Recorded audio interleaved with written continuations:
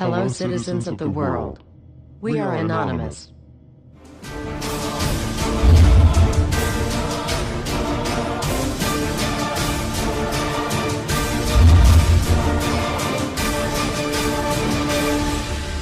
Guess what, world? We are back. Everywhere you look, corruption. We continue to fight pointless wars over lies, and we are killing innocents and letting our children die in wars just to ensure the Federal Reserve can continue their petrodollar scandal. We are sitting idly by while these crooks continue to loan fake money out to us at interest, stealing our homes, and enslaving our children. Let me make this extremely clear to all of you listening. Many corporations, especially the Federal Reserve, used the government to steal $17 trillion from your children. Your children did not have that money. They are now debt slaves. These people have stolen money from your children that are not even born yet, and sold their freedoms. They have enslaved you and many around the world. Wake up, world. And they did all of this by counterfeiting money and loaning it out at an interest. They have stolen hundreds of trillions from people around the world. Have you heard about Microsoft's Xbox manufacturers in China? They had to install suicide nets outside their buildings to ensure their employees don't jump out of the window to commit suicide. These are the conditions your children in the US will be working under when the debt is soon owed, and it will be owed. It is not a matter of if it will be owed, but it is just a matter of when. And it will happen as soon as the United States economy collapses, which will happen very, very soon. And if you think because you do not live in the United States this does not affect you, you are wrong. And you are next. The only way we can stop this is if we all unite together and fight it. People of the US are waking up to the Federal Reserve scandal, and the powers that be are currently afraid of retaliation. And that is precisely why they trying everything they can to disarm us.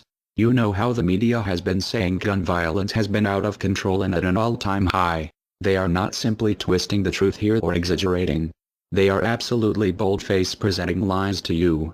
First off, realize, gun violence in the United States has always been shockingly low. And gun violence has dropped by 49% in the last 11 years. The already absurdly low gun violence in America has literally dropped in half. In half. The fact they are saying that it is at an all-time high perfect demonstrates how biased the government and the media is. If this doesn't prove to you that they have an agenda, then nothing will. Do you remember how the media keeps repeating that there has been 74 school shootings since Sandy Hook? Those 74 shootings were not even mass shootings like they claim. Most were suicides and none of them even took place at a school. Not a single one. They are presenting lies to you, America. When will you wake up? At some point you have to ask yourself, why would the government fake 74 mass school shootings involving children? If they get our guns, we will lose the fight against them. And they will take away absolutely all of your freedoms and you and your children will be forever slaves. And don't forget they purposefully put you and your children into that debt. And because the Federal Reserve is present in all countries, the other countries of the world are next soon after. This plan is called the New World Order. It is the same New World Order the Vice President of the United States called for on national TV a month ago. He said we need to strive for and complete the New World Order.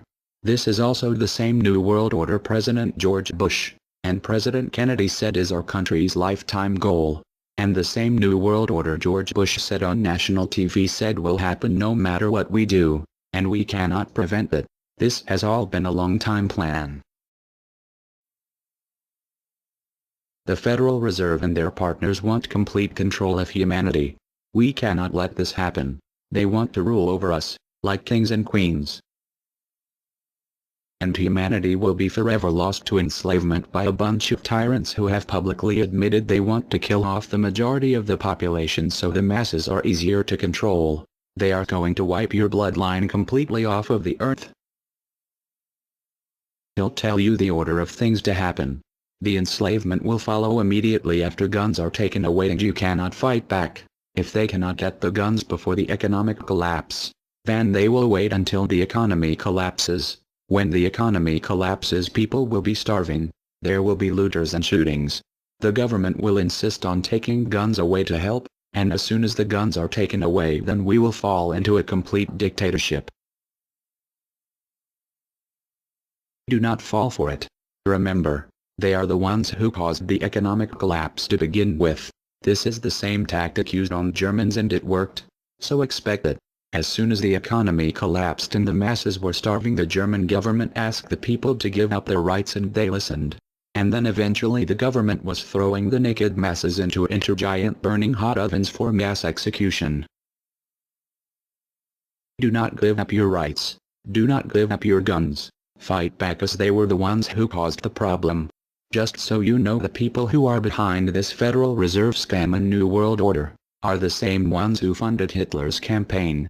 Make no mistake, these people are as brutal as Hitler himself, even more brutal. In fact, now we are going to show you some. Assuming America grows some balls and we win, we will need an overall plan. We have come up with a perfect plan. This plan offers extraordinary possibilities. It will make for the most beautiful and free world you can ever imagine. If we are successful, we can leave a much better for our children. A beautiful world. Watch every minute of the rest of the video. Do not skip a single bit of it, as it is all important. If this one video gets out to and can change the world, this is your opportunity to make a difference. Please share this video. What you want with it, get paid for the views. We don't care. Just get the message out there for the world to see. Now sit back and relax, enjoy the movie.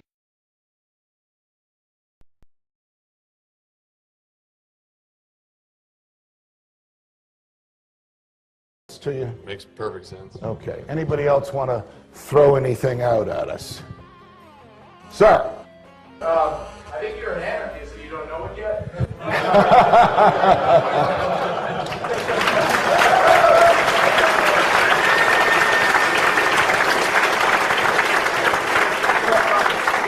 Do you hear me denying anything?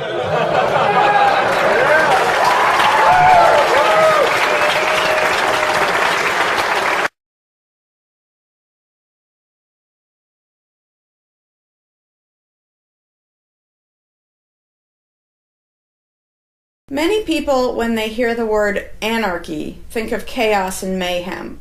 So they assume that an anarchist must be in favor of disorder and violence.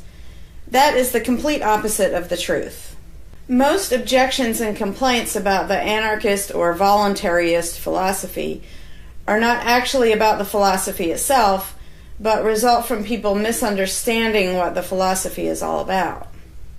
To illustrate a few points, we will use the example of two fictional islands. Authoritania, where there is a ruling class or government, and Anarchia, where there is no ruling class of any kind.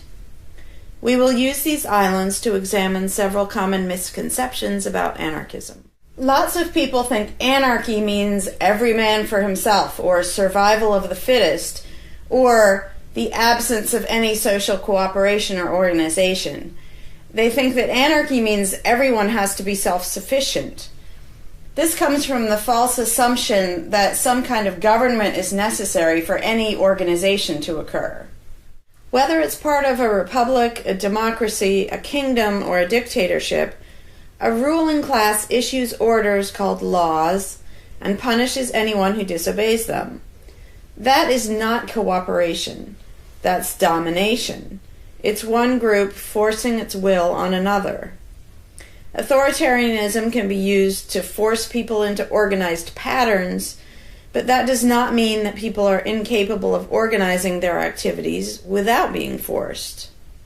The most productive and useful examples of organization that we see today are anarchistic in nature.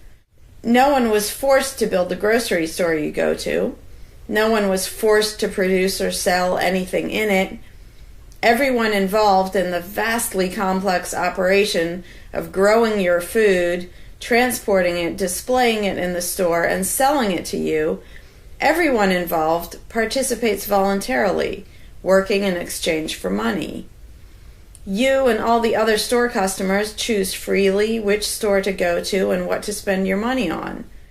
This purely voluntary arrangement allows for an amazingly complex degree of organized cooperation without anyone being coerced to participate. In contrast, under government, a very small group of people comes up with an idea and forces everyone else to participate in it and provide for its funding with tax dollars. In the authoritarian version of a supermarket, the ruling class would tell people what to produce and how much, what prices to charge, and they would tell customers what they must buy and what they must pay. Anyone who did not comply with the centralized master plan would be punished in some way. That is how government does things. Which one of these would you prefer? Another common but incorrect assumption is that if there were no ruling class or no government, people would have no way of defending themselves against common criminals or foreign invaders. Again, this is simply not true. The government version of protection is inherently hypocritical. Governments will use their hired law enforcers to find and lock up some of the private thugs and thieves and prevent them from preying on people. But every ruling class gets the money for its operations by way of taxation, demanding money from its subjects and punishing those who don't pay up. Oddly, every ruling class insists that it needs to be able to forcibly control and extort money from people in this way in order to protect them from private criminals who might try to forcibly control and extort them. In contrast, if there is no government, people do not lose their inherent right to defend themselves from violence or to defend what they have from those who would take it.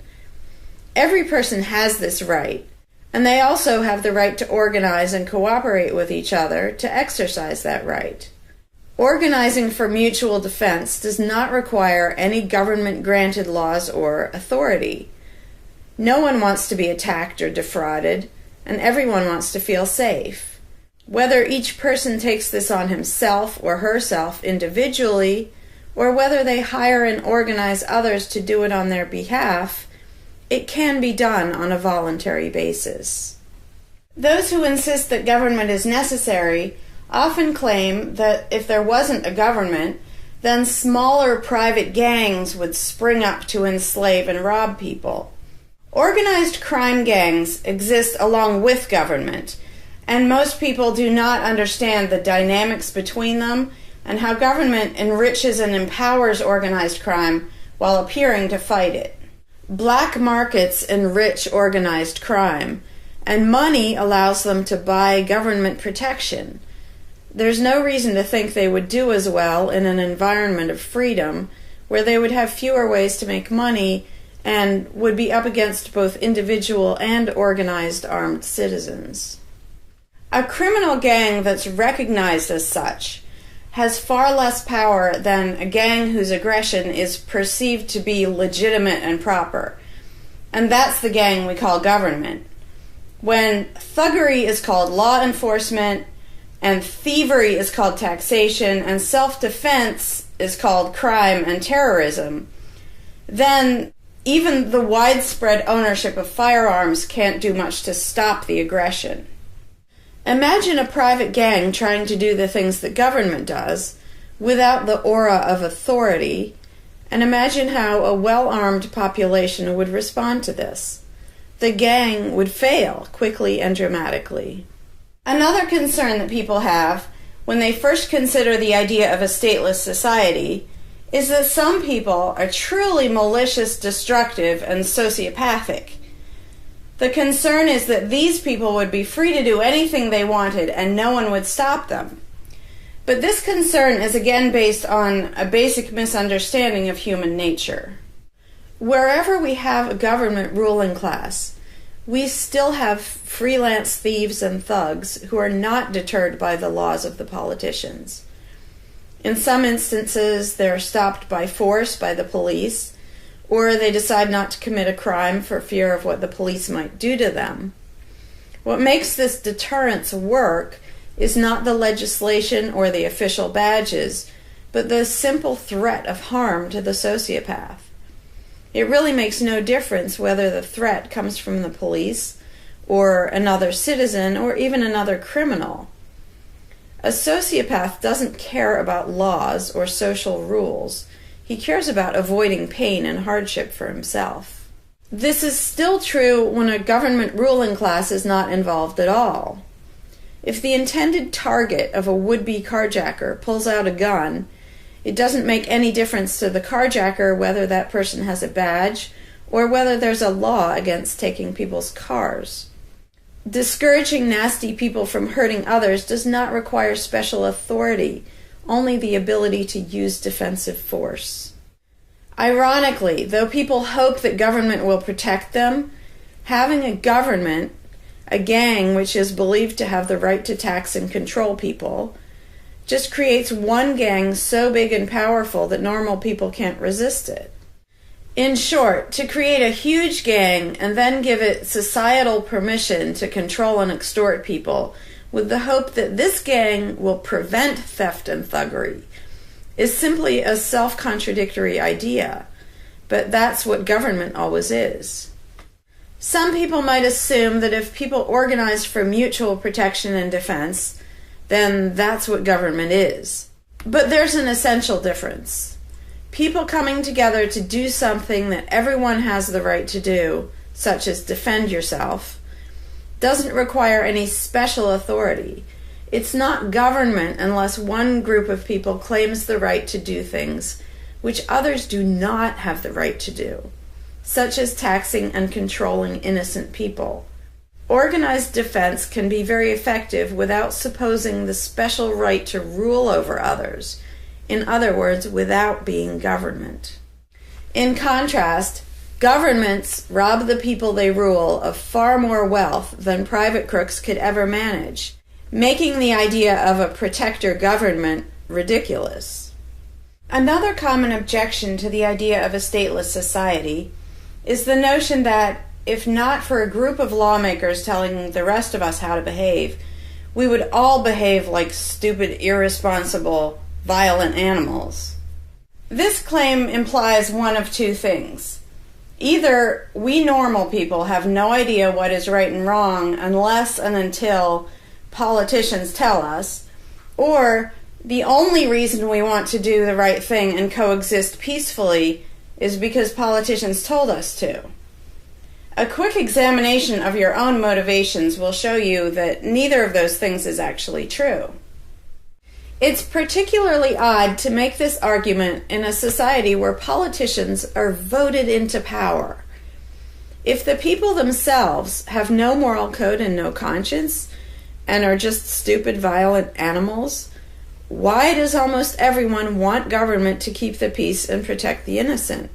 Would a population of vicious, heartless, evil people try to elect good people to keep the evil people in line?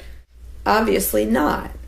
The goodness and the desire for order and peace comes from us, not from the lawmakers we vote into office. The same holds true of everything that government does. If people are so short-sighted and selfish that they can't be trusted to voluntarily organize and raise money for whatever they deem important, then how can those same people be trusted to decide who should be in power? The implication is that the average person can't be trusted to run his own life, but can be trusted to choose someone to run other people's lives. Government is really not a civilizing influence. It's actually an uncivilizing influence. People who would never personally rob their neighbors constantly use the government to do it for them by way of taxation. People who would never dream of trying to control minute details of their neighbors' lives think it's just fine to vote for politicians to do it instead. Government gives everyone the opportunity and encouragement to rob and control other people without risk. So government, rather than serving as a check against the imperfections of our nature, instead drastically amplifies our greed, irresponsibility, and malice towards other human beings by giving us a legally acceptable and risk-free way to interfere with the lives and choices of our fellow men and women. Government brings out the criminal and busybody in everyone. In contrast, in the absence of a ruling class, people would lose their ability to ask lawmakers to interfere with their neighbors' lives. And we would not have law enforcers who could avoid responsibility for evil deeds by claiming that they were just following orders. Throughout history, far more theft, assault, oppression, and even murder has been committed by those acting on behalf of a supposed authority than by anybody else. Even basically good people, when they believe in government, will condone things or do things which they know would be wrong if they did them on their own. Most people know that theft and assault are bad, but they imagine that controlling their neighbors and forcing them to spend their money on things they don't want is perfectly moral and legitimate when it's done by way of the political process. Wrong becomes right when it's called taxation, legislation, regulation, and war. Anarchists know better. They know that human society will never be perfect, but it would be a whole lot better if evil deeds were committed only by genuinely nasty, sociopathic people, rather than being committed wholesale by basically good people who think that violent aggression is okay when it's called law enforcement. The fundamental principle of voluntarism is very simple. It's wrong to initiate violence against any other person, regardless of badges, laws, or alleged authority. The only time the use of force is justified is to defend against aggression. Almost everyone understands this on a personal level, but they've been taught that this basic rule of social living does not apply in the game of politics and government. Most people already know how to get along with others, and most people want a peaceful and just society. Our morality doesn't come from politicians making laws. Our ability to organize and cooperate doesn't come from the ruling class. When people escape the belief in government, they don't suddenly turn into violent animals. Our inherent right to defend ourselves and our ability to defend ourselves is not served by government. In fact, it's threatened by government more than by anything else. Ruling classes do not produce peaceful coexistence, but rather perpetual conflict and violence.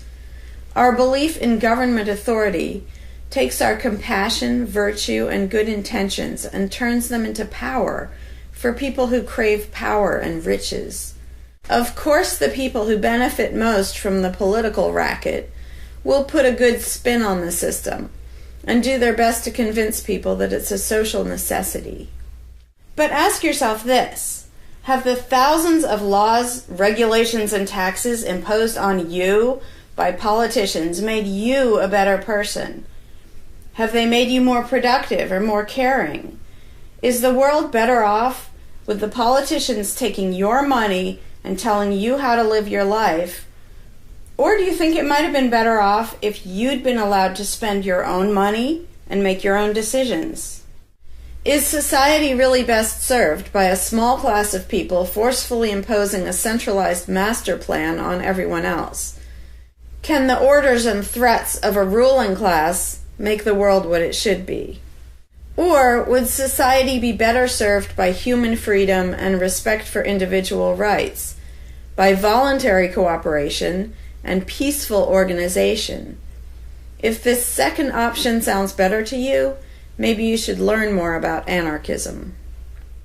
Some people dismiss anarchism as a utopian idea that would only work if everyone were generous and compassionate. Obviously, everyone is not generous and compassionate all the time, but these people need to look at the other side of the coin. If people are too stupid, greedy, and malicious to be free, aren't they too stupid, greedy, and malicious to be trusted with power over others? Whether people are inherently good, bad, or some of each, giving a person power over others is not going to make that person better. In fact, power has historically been known to corrupt people and make them worse, whereas the discipline imposed by the equal freedom of everyone else brings out the best in human nature.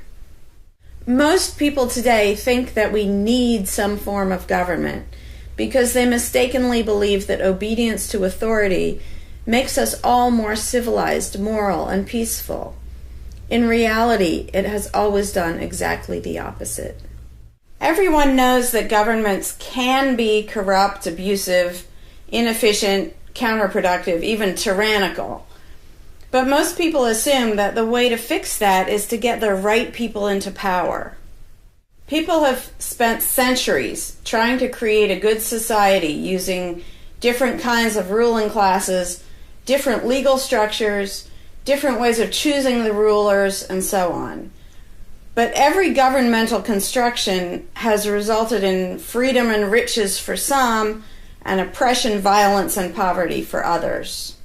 What if, instead of deciding what the throne should look like and who should sit on it, all people of goodwill embraced the non-aggression principle? What if, instead of looking to a ruling class to impose our values on society, we embraced the concept of self-ownership? These principles are simple and easy, to the point of being self-evident, but they're diametrically opposed to the authoritarian principles that most of us have been indoctrinated with. Anarchism does not mean chaos and violence, or every man for himself. Having no government does not mean having no morality, no organization, and no cooperation. Simply put, anarchism does mean that no one is your master and no one is your slave. And that's all it means. Howdy, Larkin Rose here. I'm feeling slightly less than entirely patient and polite today, so if this video gets slightly caustic, too bad.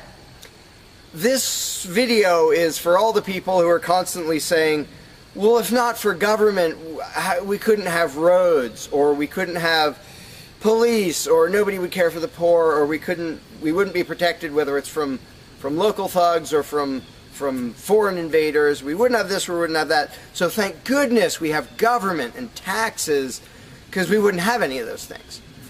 And the first way I'd respond to that is by pointing out the assumptions that underlie that complaint, that argument.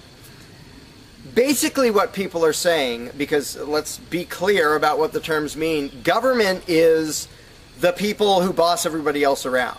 And taxes are those people demanding money from us.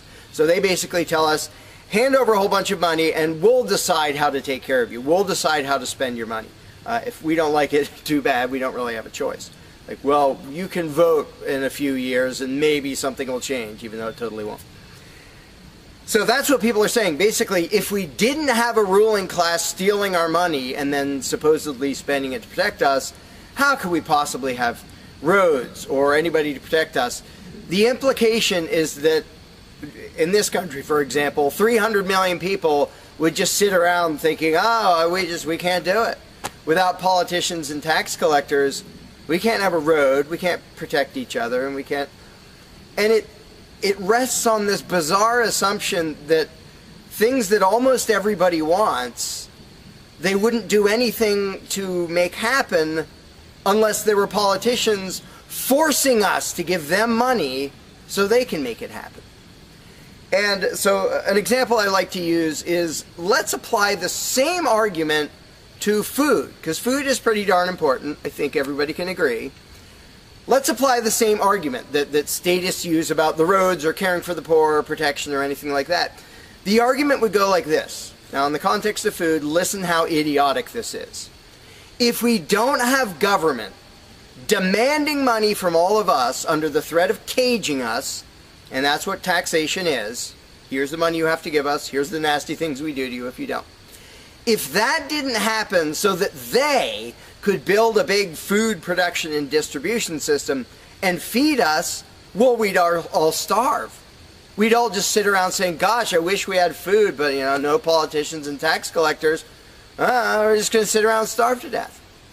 Now, in this country, nobody would believe something that stupid, because all you have to do is go to a supermarket and see a perfect example of really efficient, organized cooperation that nobody is forced to do. There is no, if you're going to make the argument that people make about roads and protection and all that, you'd say, well, nobody is forced to make any food for anybody in this country. How do you know everyone's just going to say, well, it's not my job, and we'll all starve to death? There's no guarantee. There's no master plan guaranteeing that we'll all have food. So obviously we're all going to starve if we don't have an authoritarian government stealing our money and then making food and giving it to us. Because golly gee, we couldn't possibly do it voluntarily ourselves. Again, in this country, nobody makes that argument because they see it happening voluntarily. Nobody involved is forced to do that. Nobody is forced to make you a single bite of food. There is no guarantee at all from anybody. And yet, Americans are, by and large, hugely overweight. Obviously, we don't have a lack of food. We might have a lack of healthy food. But obviously, we see that example. Oh, we can handle that. You know, voluntarily, mutual cooperation, that's fine for food. But for some reason, it's not okay, and we can't even fathom the idea of the exact same thing handling roads or handling protecting us or other things that almost everybody wants. So there's, in the question is this bizarre assumption that everybody will sit around really, really, really wanting something, but because there aren't politicians bossing us around and stealing our money, well, how could we possibly do it? And one of the most common things is, who will build the roads? Which is amazingly stupid to me. Just amazingly stupid.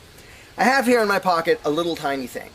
With this little tiny thing, I can be most places in this country and call people all over the world. And I own it myself. I'm not anywhere near rich these days, but I own one. Almost everybody I know has one of these. A little thing that can fit in your pocket, and just on a whim, you can open it and talk to somebody who's on the other side of the planet. And there was no coercion. Nobody forced anybody to make one of these. This is the result of voluntary cooperation. And that's it. Free trade. Organization, yeah, good. Cooperation, yeah, good. Coercion, which is what government is, and taxation, which is theft, didn't need that to do this. So what these people are telling me, oh, we wouldn't have roads if we didn't have government, is that somehow free individuals, relatively free, interacting voluntarily can make it so I can talk to almost anybody in the world on a little thing that fits in my pocket on a budget that is not a very good budget at the moment, but I still have one of these. That freedom, not authoritarianism, can supply me with this, but freedom cannot achieve a flat place. Because that's what a road is. It's a flat place. From here to there, because we have these machines that take us from here to there. By the way, we don't have those machines because of government. We have those machines because of free enterprise and voluntary interaction and cooperation. The idea that freedom can make a car but can't make a flat place is just idiotic. You really think we can't make a flat place? And so I ask people, and they say, well, who will build roads? Are you really telling me that you really and truly think that if government fell off the face of the earth, 300 million people in this country, 7 billion if you want to include the whole planet, would sit around in their houses thinking, golly, I wish I could go visit Fred, but I can't because there's not a flat thing from me to him, and I don't know how to do it. And the other 300 million or 7 billion people, we can't possibly do it because there aren't any politicians and tax collectors. If they were here, we could do it. If they were here to boss us around and steal our money and really inefficiently build a flat place, then we'd be set. Then I'd be comfortable and I could be confident that I could get places. I could visit Fred, I could go shopping, but now we're all going to sit in our houses wishing we could go to the corner store, but we can't because, golly, how could we possibly make a flat place from here to there? We can make these, where you can talk to anybody in the world. We can make machines that you drive around in, but no, we couldn't possibly make a flat place. And when people say, well, who will build the roads? The first answer is the same damn people who do it now. Politicians and tax collectors don't build the friggin' roads. Have you ever seen one out there? No, you haven't. They steal our money, waste most of it, do all their corrupt games, and then they pay other people. Here's an idea. How about if we pay those other people who actually build the stinking road? And the fact that that doesn't occur to people is a great indication of how well indoctrinated people are by the rulers who will perpetually tell us, you can't organize anything, you can't achieve anything, you can't do anything unless we are here to force it on you. And it's, again, there are a zillion examples, whether it's caring for the poor or protection or roads, obviously. where most of the population will say, I'm really concerned that poor people won't be taken care of, which means most of the population wants people in need to be taken care of. And if we didn't have politicians stealing our money, how would it happen? Here's an idea. Take some money out of your pocket and give it to one of the people that you think needs help. Why would you not comprehend that, but you would comprehend some guy 1,000 miles away passing a law to send an armed thug to take your money, to waste 90% of it, and then give a little bit to somebody who may just be defrauding the system or may actually need it? And the amount of indoctrination required to make people even ask these questions of how could we possibly do this without government? What do you think government adds to the equation? It doesn't add any resources. It doesn't create anything. Everything it gives away, it steals from us first, by way of taxation. It doesn't add any skills. It doesn't add any knowledge. The people who are here would still be here if the institution of government fell over. We have all the know-how, we have all the resources, all the technology. The only thing it adds is one group that's imagined to have the right to violently assault and control and extort everybody else. So what the question really means is, how could we have a road, or how could I help that poor, or how could that poor person be helped, or how would anybody protect us if there wasn't a gang of thugs with permission to violently control and rob us? And when you recognize that that is literally what the question means, you already see how utterly idiotic it is. And it's completely the result of authoritarian statist indoctrination. Nobody would come up with that on their own. And you obviously don't see that with the example of food or cars or cell phones or anything else. Nobody says, we won't be able to talk to each other unless there's a gang of thugs that's allowed to boss us around and steal our money. And just economically, how stupid you have to be to think that's a good idea. Here are your choices. Let's do this. I'll give you these two choices for how you will be fed from now on. Either you can go spend your own money wherever you want. You can go to the supermarket or the local this or the local grocery, whatever you want.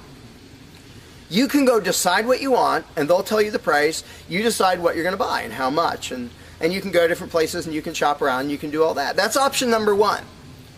But let me warn you, option number one does not give any guarantee that you will be fed. There's no master plan forcing people to feed you. So, oh my gosh, you better be really scared of that option, despite the fact that you can do it day after day and it works really darn well and feeds pretty much not only this country, but with a massive surplus. So that's option number one that apparently statists are scared of. Option number two is politicians will take as much money of yours as they decide to take. Then they will decide what, if anything, they will buy with that money in terms of food to give to you, to feed you. Do you really think that will serve you better, that will feed you better? Yeah, I'm much more comfortable that I'll have I'll be fed, I'll be secure, everything will be okay if a gang of thugs who doesn't really care about me steals my money and then decides what, if anything, to give me back from what they stole. But that is implied in the question, whatever you put in the blank. How are we going to have blank if not for government? What you're saying is, how can we, the people who really want roads and food and cell phones and protection and all the things that almost everybody wants, how can we possibly have that unless we give someone permission to steal our money and boss us around and then decide what they're going to give us? And the same thing applies no matter what you put in the blank. How will we possibly do blank without government? One of the silly ones is caring for the poor. How will we care for the poor?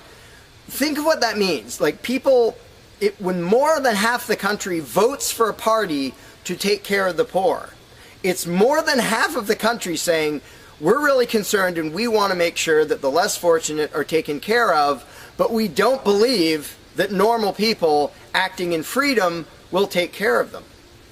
Well, if the people didn't care about the poor, they wouldn't win the election. By definition, if you vote for a welfare state, you're an idiot. Because either people are heartless bastards and you're going to lose, or people are compassionate and giving and you don't need to win. Just give them your stinking money. But people play the game, and that's the Democratic Party lives off of the idiotic notion that you're all so heartless that you should vote for us to steal your money to give to the poor. And half the country falls for it. Yeah, we're all so heartless that we voted you into office for the specific purpose of taking our money to help the less fortunate. That's just freaking brilliant. How about if half the country just gave their stinking money to the less fortunate? And then the less fortunate would all be rich, because it would be 1 trillion times more efficient than the government version of welfare ever is. Also, it would be actual charity instead of mass theft and corruption and fraud and all that fun stuff. But what takes the cake, the ultimately insane thing, whatever you put in that gap, how can we have blank without a parasitic ruling class and a bunch of hired thieves? It's just a stupid question, but it's extra super stupid when what's in the blank is, how will we be protected? Who will protect us from thieves and robbers if we don't have government? It's the most idiotic question. It's also the most frequent question from statists. So here's what the question literally means. If we don't give a certain gang of people permission to violently control us and take our money under threat of putting us in a cage, who will protect us from people who might commit aggression against us and take our money? Wanting government for that is exactly as brilliant as saying, we have to have a carjacker in our town, otherwise somebody might steal our cars. Government is an appointed thief. If you don't think taxation is theft, first of all, you're a really well-trained slave. Second of all, try not paying. See what happens. See if they say, oh, it's quite all right. Or if they say, no, you're going to pay, or we're going to take your stuff, or eventually we'll put you in a cage. And when people say, that's not theft, because we get something back. Learn to think. And I use this example all the time, and all I ever get is stupid looks from statists in response. If I robbed you at gunpoint of $100, and the next day I gave you a sandwich, and you said, what? I said, hey, now everything's fine, because you benefited. I gave you a service. I gave you lunch, so that retroactively makes it okay that I robbed you at gunpoint. Would you buy that argument? No, you'd say, that doesn't make it okay. Okay, you gave me a sandwich. And yet every statist makes the exact same argument when it comes to government. Well, we get some stuff for it after they demand our money under threat of violence and putting us in a cage. Then we get services or goods. And we don't get what we asked for, and we get lots of things we didn't ask for. But we kind of get something, and that retroactively makes it okay for them to say, give us this much of every paycheck you make, or we're sending men with guns to take your property. And the slaves justify their own enslavement. I'm proud to pay my taxes. I'm proud to get robbed by a parasitic ruling class and get a little bit back and feel good about it. Like, not only is that legitimate and justified, but I feel proud that I let myself get robbed by a bunch of crooks and parasites. But again, the ultimate thing is protection. When people say, who will protect us from aggressors and thugs and thieves if we don't have a government? Even though what government is, by its very nature, is a gang of aggressors and thugs and thieves. They issue commands. Every law they pass is a command backed by a threat of violence. You have to do this. You're not allowed to do that. Here are the nasty things we will do to you if you get caught disobeying. I mean, everybody knows that, even though they don't usually say it in terms that blunt and honest and accurate. But to say we need taxes to be protected is as stupid as you can get. It's saying we need theft to avoid theft. And the fact that people are trained to use different words so that this theft sounds okay. It's legalized, it's taxation, and we voted for the people who robbed us. Like, we got to elect our local carjacker, and that means he represents us when he demands our car and points a gun in our face. He's serving us as he steals our car, because he's going to use that car and sell it and make money to make sure nobody else steals our car. That is the essence of government. And the fact that you have hundreds of millions of victims of that scam vehemently defending it and saying, I'm not going to give that up. I don't want to give up government. Who would protect us? I don't want to give up the biggest aggressor on the planet, the biggest thief on the planet. Look at your tax bill and see how much private crooks steal from you. So before you ask that question, before you ask, how could we possibly have roads or protection or water or air or Christmas or Santa Claus or any of the zillion things that statists imagine we can't possibly have without a ruling class, think about what the question actually means. Because when you get to the point where you understand the implications of your own question, asking how can we possibly have this without a parasitic gang of thugs robbing us, when you actually understand what you're really asking, you won't ask the question because you will realize it's completely freaking idiotic.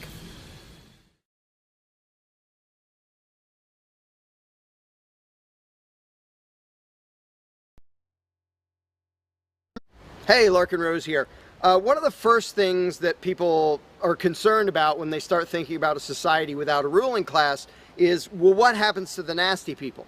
Whether you're talking about people who are just kind of negligent or inconsiderate, play their music too loud at night or leave their trash lying around the woods or whatever it is, all the way up to people who run around attacking and murdering people. So people say, well, what would happen to them? What would we do about that? Some people even go so far as to say, if not for government, there would be nothing to stop people from committing murder and doing whatever other nasty stuff. And it's funny because when somebody says that, there would be no consequences, they could do whatever they wanted and nobody would stop them, the person saying that is implying that he isn't going to do anything.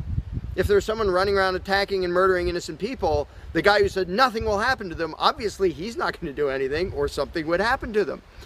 But not only is he demonstrating his own cowardice when he said there would be nothing to stop murderers, he's also projecting his own immaturity and irresponsibility onto the rest of the world, because he's also saying the other 7 billion people wouldn't do anything about it, which obviously isn't true. I would, wouldn't you? If somebody was running around murdering your neighbors, would you just go, well, there aren't politicians and there's nobody with a badge and we don't have tax collectors and bureaucrats, so oh well, I guess they're just out of luck, they're going to get murdered. And would you not even protect yourself if there wasn't government? Obviously, lots and lots of people, all the sane people, would do whatever they could to protect themselves and defend the innocent. So to say nothing would happen is just really bizarre. And it comes from having a mentality basically of a little kid in a classroom, where the teacher walks out of the room and the kids are just sitting there, we don't know what to do. No authority's telling us what to do. And Johnny's throwing things at me, and there's no teacher to stop him. Ah! Because most people, having been trained into authoritarian mentality, it never occurs to them that they are the ones who should fix anything, who should stop anything.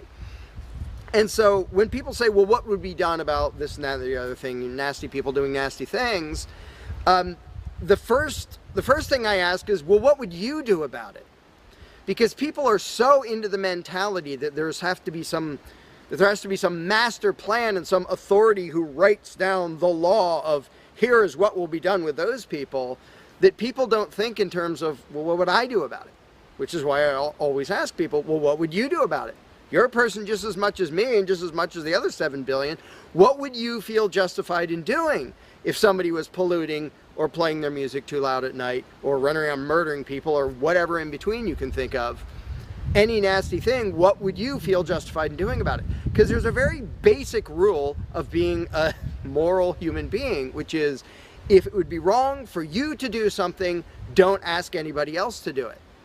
And the rule is so simple, so self-evident and obvious that most people will go, well, duh, of course. Trouble is, nobody in the world who believes in government abides by that rule. Nobody. I don't care if you're a constitutionalist, Democrat, Republican, fascist, communist, anything, any kind of statist. There is nobody who believes in government who abides by the most basic rule of morality, which is if it's wrong for you to do something, don't ask somebody else to do it. Because every single candidate, every party, every government always does things that the voters know they themselves have no right to do. And to say something like, well, I'm voting for the guy who's going to tax you less. Well, do you have the right to rob me a little bit less than the other guy? No, you don't. So telling me that, well, somebody was going to rob you more, but I voted for the guy to rob you a little bit less, you are still violating the basic rule of being a human being. If it's wrong for you, don't ask somebody else to do it.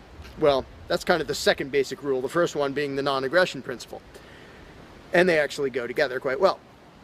But when people are in the mindset that there's going to be some major centralized plan to deal with whatever, polluters or people who play their music too loud or murderers or whatever else, they have to get out of that mindset. They have to start to think that maybe they are among the people who have to do something about it. So instead of saying, what will be done about such and such, well, what will you do about it? What should I do about it? And this doesn't magically make all the problems go away, but the actual practical challenge of dealing with most disputes is trivial compared to the challenge of getting people to think like responsible adults, where they start to think, well, maybe it's up to me. And a while back I did little events called Escaping the Myth, and one of the little mental exercises I did with these little groups of people is, imagine we're on an island and we're it. There's no government, there's no authority, there's nobody with a badge, and one of us is running around stealing stuff from other people. He's not killing anybody, but he's stealing stuff. What are we going to do about it? We normal people. There's not a legislature, there's not 911 to call, there's nobody with a badge, it's just people. And so with that specific example, I would ask people, so what do we do? And just off the top of their heads, everybody comes up with solutions that are way better than what government ever does. First of all, every government solution is, all right, step one, I get to rob everybody. That's the government solution. Well, we're going to tax everybody so we have the resources to stop that other robber.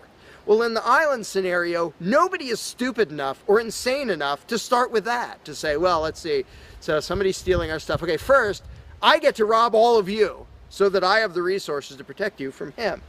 Nobody is that insane. Everybody is insane enough to believe that who believes in government. And I did for many years. I was stupid enough to actually think that it was rational and moral to advocate mass extortion in order to protect people. And that's just stupid. So I just believed something insanely stupid for a very long time. Most of the world still believes that. But in a setting where people are put on the spot and they're responsible for what happens, they don't do that. They don't say, well, I get to boss everybody around and take their money. Nobody does that. So to me, the challenge is not even coming up with specific solutions to every imaginable dispute or problem, which I don't pretend to know how everything's going to turn out. And I don't intend to be emperor of anarchy. I'm not going to be in charge of the world. But getting people to the mindset where it's up to them, where there's just people, we're it. No legislatures, no people with badges, no authority, we're just people. Suddenly people are way better at solving problems and making things work. One good example is when there's a disaster. Unfortunately, sometimes it takes a horrendous event to bring out the best in people. And it brings out the worst in some people too. But when people say, whoa, my neighbor's house is floating away, I'm not going to wait for FEMA. I'm not going to dial 911. I'm going to jump in a boat and go save him. Because suddenly it's on me. Suddenly I'm the one who has to do something. And when it occurs to people that they're the ones who have to do something, and unfortunately usually that only happens in a complete disaster area, when it occurs to people and they suddenly take on the responsibility and start to think like adults, their solutions are generally a lot better than any government solutions and ever are. But to get to that mentality, people have to shift from the authoritarian mindset to the mindset of a self-owning individual who realizes there is nothing above me. There is no magic unicorn who's going to come to save the day, who's going to come save me from polluters or somebody playing their music too loud or murderers or whatever it is. It's just us. And if we realize that, then first of all, people would stop asking me, well, without a government, how would this be handled? As if I'm going to be in charge. I don't freaking know. What would you do about it? I can tell you what I would do about it. I could tell you what I might suggest, what I might predict, but who cares? I'm one of 7 billion people. I'm not going to be in charge any more than you are. So it's really a mental exercise that people have to think over in their own heads with their own moral codes instead of waiting for some outside answer. And it's why I don't usually get into those discussions of, well, here's my plan for how to deal with this and that and the other thing, because my plan doesn't matter. My plan will not be the best plan for any problem you can come up with. There will be a million people with better plans than whatever I could come up with. So don't ask me to describe how you are going to fix problems. I don't freaking know. And you can see the mind shift in people when they grasp that they own themselves and they suddenly realize, oh, okay, well, yeah, there are things we can do to settle disputes, to protect ourselves from attackers, to do this or that or the other thing. But the first step is just grow up. Stop thinking it's somebody else's business to make the world work. Well, how will the poor be cared for? I don't know. What are you going to do? Well, how will we be protected from this? I don't know. What are you going to do about it? And it is inconvenient. It's inconvenient to be a free person where you can't just be a kid in a classroom whining to the teacher to save the day and fix everything and make everything work, where you actually have to be a responsible adult. And that's one of the main reasons why people like the belief in authority, because then they can live with the lie that all they have to do is obey and do as they're told and everything will be okay. First of all, no, it won't be okay. Second of all, you're not even being a human being. You just threw your free will out the window and became somebody's slave in the hopes that that would help humanity. It doesn't help humanity for you to be a slave. It doesn't help humanity for everybody else to be a slave. It does help humanity for you to start thinking as an adult, responsible human being who owns himself and who accepts that it is your responsibility to figure out how to make the world work.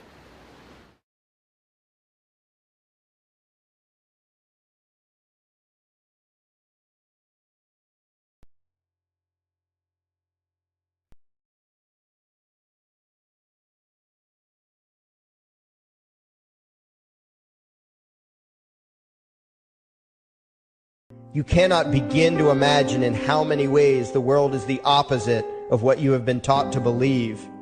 You see the guy who sells drugs to willing customers so he can feed his family as the scum of the earth, while you see the hypocrite who gives away stolen money in the name of government as a saint. You see the guy who tries to avoid being robbed by the federal thugs as a crook and a tax cheat, but see as virtuous the politician who gives away the same stolen loot to people to whom it does not belong. You see the cop as a good guy when he drags a man away from his friends and family and throws him in prison for 10 years for smoking a leaf.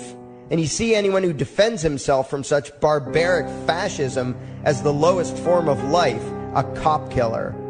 In reality, most drug dealers are more virtuous than any government social worker, and prostitutes have far less to be ashamed of than political whores, because they trade only with what is rightfully theirs, and only with those who want to trade with them. The upstanding, church-going, law-abiding, tax-paying citizen who votes Democrat or Republican is far more despicable and a bigger threat to humanity than the most promiscuous, lazy, drug-snorting hippie. Why? Because the hippie is willing to let others be free, and the voter is not. The damage done to society by bad habits and loose morality is nothing compared to the damage done to society by the self-righteous violence committed in the name of the state. You imagine yourselves to be charitable and tolerant when you are nothing of the sort. Even the Nazis had table manners and proper etiquette when they weren't killing people. You think you're good people because you say please and thank you?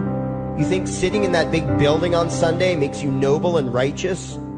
The difference between you and a common thief is that the thief has the honesty to commit the crime himself, while you whine for government to do your stealing for you. The difference between you and the street thug is that the thug is open about the violence he commits, while you let others forcibly control your neighbors on your behalf. You advocate theft, harassment, assault, and even murder, but accept no responsibility for doing so. You old folks want the government to steal from your kids so you can get your monthly check. You parents want all your neighbors to be robbed to pay for your kids' schooling. You all vote for whichever crook promises to steal money from other people to pay for what you want. You demand that those people who engage in behaviors you don't approve of be dragged off and locked up, but feel no guilt for the countless lives your whims have destroyed. You even call the government thugs your representatives, and yet you never take responsibility for the evil they commit.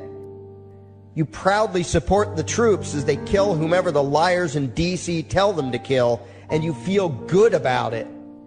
You call yourselves Christians or Jews or claim to follow some other religion, but the truth is what you call your religion is empty window dressing. What you truly worship, the God you really bow to, what you really believe in is the state.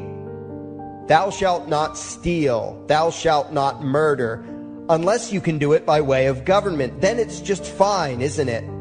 If you call it taxation and war, it stops being a sin, right? After all, it was only your God that said you shouldn't steal and murder, but the state said it was okay. It's pretty obvious which one outranks the other in your minds. Despite all the churches, synagogues, and mosques we see around us, this nation has one God and only one God, and that God is called government. Jesus taught nonviolence and told you to love your neighbor, but the state encourages you to vote for people who will use the violence of government to butt into every aspect of everyone else's life. Which do you believe? To those about to stone a woman who had committed adultery, Jesus said, "Let him who is without sin cast the first stone." But the state says it's perfectly fine to lock someone up if they do something you find distasteful, such as prostitution. Which do you believe? The Christian God says, "Thou shalt not covet," but coveting is the lifeblood of the beast that is the state. You are taught to resent, despise, and hate anyone who has anything you don't have. You clamor for the state to tear other people down, steal their property, and give it to you. And you call that fairness. The Bible calls it coveting and stealing. You are not Christians. You are not Jews. You are not Muslims. And you certainly aren't atheists. You all have the same God, and its name is government. You're all members of the most evil, insane, destructive cult in history. If there ever was a devil, the state is it, and you worship it with all your heart and soul. You pray to it to solve every problem, to satisfy all your needs, to smite your enemies, and to shower its blessings upon you. You worship what Nietzsche called the coldest of all cold monsters, and you hate those of us who don't. To you, the greatest sin is disobeying your God, breaking the law, you call it, as if anyone could possibly have any moral obligation to obey the arbitrary commands and demands of the corrupt, lying, delusional megalomaniacs who infest this despicable town. Even your ministers, priests, and rabbis, more often than not, are traitors to their own religions, teaching that the commands of human authority should supersede adherence to the laws of the gods they say they believe in. Several years ago, I heard one pompous evangelical jackass in particular pontificating on the radio that anyone who disobeys the civil authority, be it a king or any other government, is engaging in rebellion against God. Those were the exact words he used. What if the government is doing something wrong? Well, this salesman for Satan opined, that is the business of those in government, and you are still obligated to obey. Everywhere you turn, be it the state or the church, the media or the schools, you are taught one thing above all else, the virtue of subjugating yourselves to mortals who claim to have the right to rule you. It is sickening the reverence with which you speak of the liars and thieves whose feet are so firmly planted on your necks. You call the congressmen and the judges honorable, and you swoon at the magnificence of the grandiose halls they inhabit, the temples they built to celebrate the domination of mankind. You feel pride at being able to say you once shook a senator's hand or saw the president in person. Ah, yes, the grand deity himself, His Royal Highness, the President of the United States of America. You speak the title as if you're referring to God Almighty. The vocabulary has changed a bit, but your mindset is no different from that of the groveling peasants of old who bowed low, faces in the dirt, with a feeling of unworthiness and humility when in the presence of whatever narcissist had declared himself to be their rightful lord and master. The truth of the matter, back then and today, is that these parasites who call themselves leaders are not superior beings. They are not great men and women. They are not honorable. They're not even average. The people who earn an honest living, from sophisticated millionaire entrepreneurs to illiterate day laborers doing the most menial tasks you can imagine, Those people deserve your respect.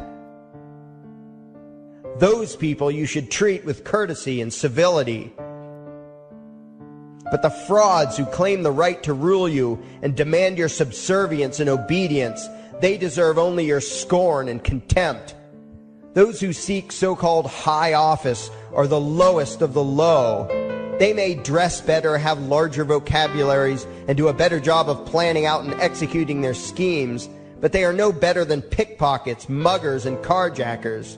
In fact, they are worse, because they don't want to rob you of just your possessions. They want to rob you of your very humanity, deprive you of your free will, by slowly leeching away your ability to think, to judge, to act, reducing you to slaves in both body and mind. And still you persist in calling them leaders. Leaders? Where is it that you think you're going exactly that would require you to have a leader? If you just live your own life and mind your own damn business, exercising your own talents, pursuing your own dreams, striving to be what you believe you should be, what possible use would you have for a leader? Do you ever actually think about the words that you hear, the words that you repeat? You parrot oxymoronic terms such as the leader of the free world, even pretending for a moment that there is some huge journey or some giant battle that everyone in the entire nation is undertaking together that would require a leader. Why would you ever think, even for a moment, that the crooks that infest this town are the sort of people you should listen to or emulate or follow anywhere? Somewhere inside your mostly dormant brains, you know full well that politicians are all corrupt liars and thieves, opportunistic con men, exploiters, and fearmongers. You know all this, and yet you still speak as if you are the ones who are the stupid, vicious animals, while the politicians are the great, wise role models, teachers, and leaders without whom civilization could not exist. You think these crooks are the ones who make civilization possible? What belief could be more absurd? Yet when they do their pseudo-religious rituals, deciding how to control you this week, you still call it law, and continue to treat their arbitrary demands as if they were moral decrees from the gods that no decent person would ever consider disobeying. You have become so thoroughly indoctrinated into the cult of state worship that you are truly shocked when the occasional sane person states the bleeding obvious. The mere fact that the political crooks wrote something down and declared their threats to be law does not mean that any human being anywhere has the slightest moral obligation to obey. Every moment of every day, in every location and every situation, you have a moral obligation to do what you deem to be right, not what some delusional bloated windbag says is legal. And that requires you to first determine right and wrong for yourself, a responsibility you spend much time and effort trying to dodge. You proclaim how proud you are to be law-abiding citizens and express your utter contempt for anyone who considers himself above your so-called laws, laws that are nothing more than the selfish whims of tyrants and thieves. The word crime once meant an act harmful to another person. Now it means disobedience to any one of the myriad of arbitrary commands coming from a parasitical criminal class. To you, the term crime is nearly synonymous with the word sin, implying that the ones whose commands are being disobeyed must be something akin to gods, when in truth they are more akin to leeches. The very phrase, taking the law into your own hands, perfectly expresses what a sacrilege it is in your eyes for a mere human being to take upon himself the responsibility to judge right from wrong and to act accordingly, instead of doing what you do, unthinkingly obeying whatever capricious commands this cesspool of maggots spews forth. You glorify this criminal class as lawmakers and believe that no one is lower than a lawbreaker, someone who would dare disobey the politicians. Likewise, you speak with pious reverence of law enforcers, those who forcibly impose the politicians' every whim upon the rest of us. When the state uses violence, you imagine it to be inherently righteous and just, and if anyone resists, they are, in your eyes, contemptible lowlifes, lawless terrorist criminals. Like the lawless terrorist criminals who helped slaves escape the plantations. Like the lawless terrorist criminals who helped Jews escape the killing machine of the Third Reich. Like the lawless terrorist criminals who were crushed to death under the tanks of the Red Chinese government in Tiananmen Square. Like all the lawless terrorist criminals in history who had the courage to disobey the never-ending stream of tyrants and oppressors who have called their violence authority and law. And that includes the lawless terrorist criminals who founded this country. Everything you think you know is upside down, backwards, and inside out. But what has to take the cake, the height of your insanity, is the fact that you view as violent terrorists the only people on the planet who oppose the initiation of violence against their fellow men. Anarchists, voluntarists, and libertarians. We use violence only to defend ourselves against someone who initiates violence against us. We use it for nothing else. Meanwhile, your belief system is completely schizophrenic and self-contradictory. On the one hand, you teach the young slaves that violence is never the answer. Yet out of the other side of your mouths, you advocate that everyone and everything, everywhere and at all times be controlled, monitored, taxed, and regulated through the force of government. In short, you are teaching your children that the masters may use violence whenever they please, but the slave should never resist. You indoctrinate your children into a life of unthinking, helpless subservience. You are putting the chains around their little necks and fastening the locks tight. And worst of all, you feel good about it. Out of one side of your mouths, you condemn the evils of fascism and socialism and lament the injustices of the regimes of Hitler, Stalin, and Mao. While out of the other side of your mouths, you preach exactly what they did. The worship of the collective, the subjugation of every individual to that evil insanity that wears the deceptive label, the common good. You babble on and on about diversity and open-mindedness, and then beg your masters to regulate and control every aspect of everyone's lives, creating a giant herd of unthinking conformist drones. You wear different clothes and have different hairstyles, and you think that makes you different. Yet all your minds are enslaved to the same club of masters and controllers. You think what they tell you to think and do what they tell you to do while imagining yourselves to be progressive, thinking, and enlightened. From your position of relative comfort and safety, you now condemn the evils of other lands and other times while turning a blind eye to the injustices happening right in front of you. You tell yourself that had you lived in those other places, in those other times, you would have been among those who stood up against oppression and defended the downtrodden. But that is a lie. You would have been right there with the rest of the flock of well-trained sheep, loudly demanding that the slaves be beaten, that the witches be burned, that the nonconformists and rebels be destroyed. How do I know this? Because that is exactly what you are doing today. Today's injustices and oppressions are fashionable and popular, and those who resist them, you tell yourselves, are just malcontents and freaks, people whose rights don't matter, people who deserve to be crushed under the boot of authority. Isn't that right? You bunch of spineless, unthinking hypocrites, look in the mirror. Take a good look at what you imagine to be righteous and kind. You are the devil's plaything. The crowds of thousands wildly applauding the speeches of Adolf Hitler, that was you.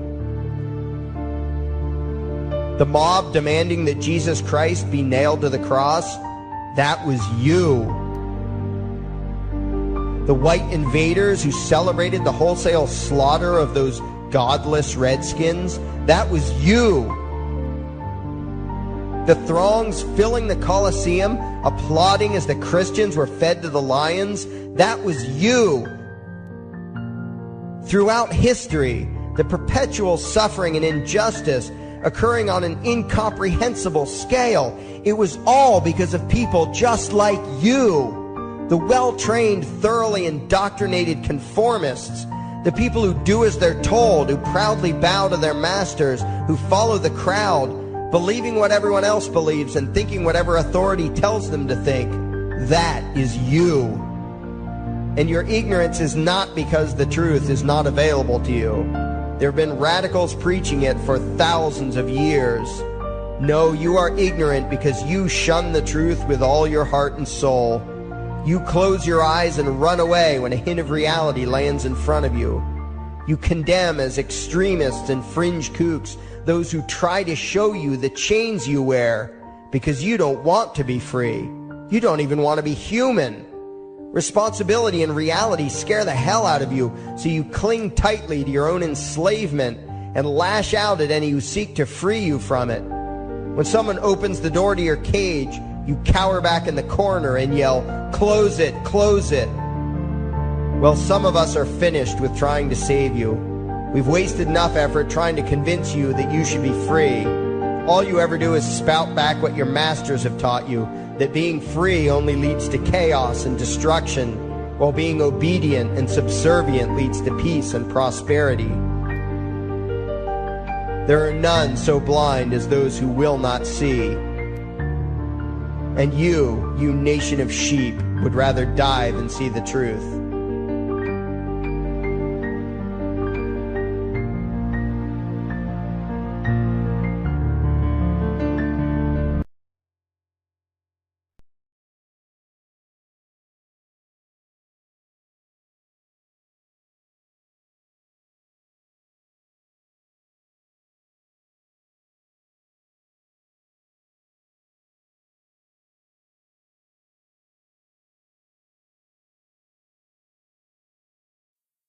There is something I need you to do. Favorite, like and share this video. Now that you have done that, go to your browser add-ons, download YouTube Video Downloader, come back to this video and save the video to your computer and upload it your YouTube channel. Use a different title than the one used for this video. We now have a new YouTube channel. It is called Anarchy World. It's all one word. Subscribe to us. And the videos used in this video were by Larkin Rose, also one word. Look for his channel and subscribe to him as well. Thank you. And by the way, these are the people responsible.